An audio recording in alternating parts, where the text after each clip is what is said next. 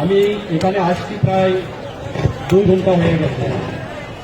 আপনারা এই 2 ঘন্টা রোদের ভেতরে বসে আছেন, আমিও আছি। এই 2 ঘন্টায় গরমের ভেতরে রোদের ভেতরে বসে থাকতে কি হচ্ছে এটা আমি বুঝতে পারছি। বিগত 13 দিন আপনারা রোদ বৃষ্টি মাঝখানে আপনারা দেখছেন যে সারাদিন বৃষ্টি হয়েছে, তার ভেতরে আপনারা এখানে উপস্থিত ছিলেন। আমি এখানে এদিকে যাওয়ার সময় আমি দেখে গিয়েছি ভাই, এগুলো তো কষ্ট, তাই না? তো আমরা যে পল্লী বিদ্যুৎ সমিতি, মূলত কাজ কি পল্লী বিদ্যুৎ সমিতি? সারা দেশে গ্রাম গঞ্জে সাধারণ মানুষকে, একেবারে সাধারণ মানুষ, একজন ভিক্ষুক, একজন শ্রমিক, জেলের মজুরি, প্রত্যেকটা মানুষের কাছে বিদ্যুৎ পৌঁছে দেওয়ার কার কাজ? এই পল্লী বিদ্যুতের কর্মকর্তা কর্মচারীদের কাজ। বাংলাদেশে যতগুলো বিদ্যুৎ সরবরাহ কোম্পানি আছে বা প্রতিষ্ঠান আছে, আমি দৃঢ়চিত্তে বলতে চাই, এই দেশে যতগুলো বিদ্যুৎ সরবরাহ প্রতিষ্ঠান আছে তাদের ভেতরে যত কঠোর কঠিন কষ্টের কাজ করে তারা হলো পল্লী বিদ্যুৎ সমিতির লোক। আর দুইটা কথা বলে যায়,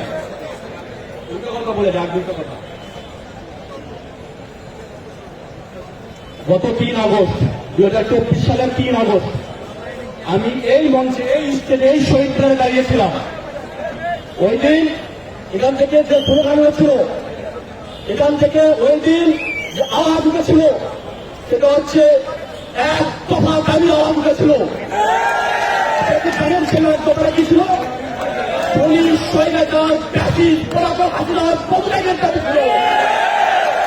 আজকে 2025 সালে জুন মাসের 2 তারিখে এসে একই দাবি করছি।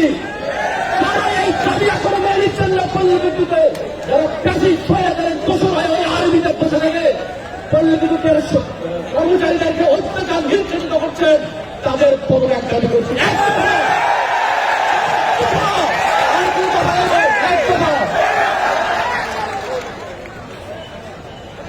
আরেকটা কথা বলে যাই, আর একটু কথা, যারা নিয়ন্ত্রণ করে, যারা কাজ করে ফিল্ডে, যারা নিয়ন্ত্রণ করে তারা পার্মানেন্ট স্থায়ী, তাদের বহু সুযোগ সুবিধা, ল্যান্ড পূজার, রেঞ্জ মুভার, প্রাণক, বহু নিয়ন্ত্রণ ঘুরে বেড়ায়।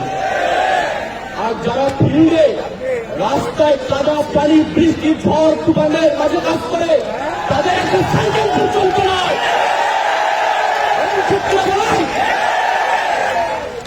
আমি তো দেখেছি ভাই, যখন বিদ্যুৎ পাইছে তখন আমরা দেখছি ছোটবেলায়, আমরা তো বড় হয়েছি যাবে, তাই না? শেষ কথা একটাই, যদি রক্ত দিতে হয় রক্ত দিবেন। বাংলাদেশের ইতিহাসে নয়, পৃথিবীর ইতিহাসে একটাই দাবি আদায়ের ক্ষেত্রে যদি রক্ত না দেন, সেই দাবি কখনো বাস্তবায়ন হয়।